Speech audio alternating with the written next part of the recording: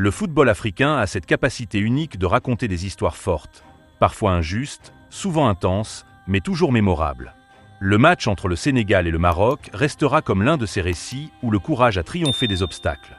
Car ce soir-là, le Sénégal n'a pas seulement affronté une grande équipe marocaine. Il a dû lutter contre la pression, l'environnement, la fatigue, et surtout contre des décisions arbitrales qui semblaient pencher dangereusement d'un seul côté. Et malgré tout cela, le Sénégal s'est imposé. Une victoire frappante. Une victoire de caractère. Dès l'entame du match, le décor est planté. Le Maroc impose le rythme, soutenu par son public, encouragé à chaque intervention. Le Sénégal, lui, entre avec prudence mais détermination. Très vite, un déséquilibre apparaît dans la gestion du jeu. Les fautes sont sifflées avec une sévérité différente selon le maillot porté. Les contacts sur les joueurs sénégalais sont souvent ignorés, tandis que la moindre opposition marocaine est sanctionnée. Cette différence de traitement installe une tension visible sur le terrain. Malgré cela, les Lions de la Teranga restent concentrés. Ils savent que la moindre réaction excessive pourrait leur coûter cher. Ils jouent avec intelligence, s'adaptent, ferment les espaces et répondent dans les duels sans tomber dans la provocation. Chaque ballon gagné devient une bataille remportée. Chaque récupération est célébrée comme une petite victoire. Les difficultés s'accumulent. Des fautes évidentes non sifflées, des interruptions de jeu favorables au Maroc, des avertissements distribués presque uniquement côté sénégalais. À plusieurs reprises, des actions dangereuses sont stoppées par des décisions contestables.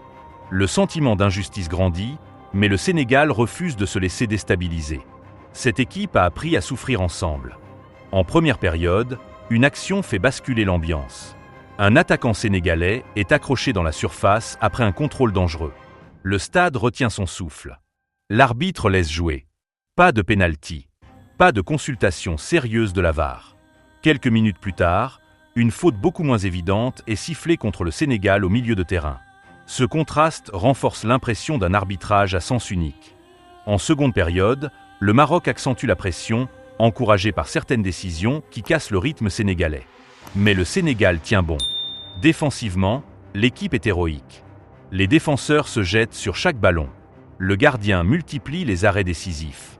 Chaque minute passée sans encaisser de but est une victoire mentale. Puis vient le moment que personne n'attendait.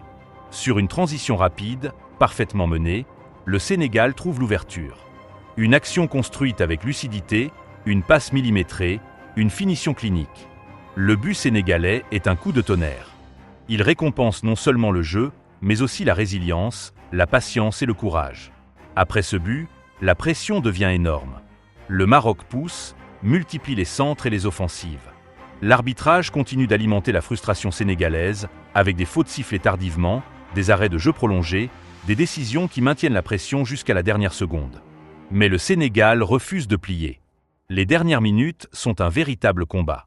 Les joueurs sénégalais jouent avec le cœur, parfois à la limite de l'épuisement. Les crampes apparaissent, les visages se ferment, mais l'esprit collectif reste intact. Chaque joueur se bat pour son coéquipier, pour son pays, pour son peuple. Quand le coup de sifflet final retentit, c'est une libération. Le Sénégal a gagné.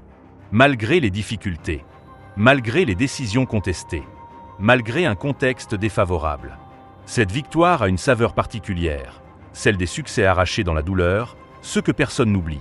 Ce match restera comme une démonstration de force mentale.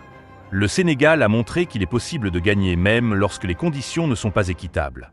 Il a prouvé que le football ne se joue pas seulement avec les pieds, mais avec la tête et le cœur. Cette victoire pose aussi une question essentielle sur l'arbitrage en Afrique. Un football en pleine croissance mérite des arbitres à la hauteur de l'événement. Des décisions justes, cohérentes et transparentes. Car lorsque l'arbitrage devient un acteur central du match, le jeu perd de sa crédibilité. Mais ce soir-là, le Sénégal a refusé d'être une victime. Il a choisi d'être un exemple. Un exemple de résilience, de solidarité et de grandeur.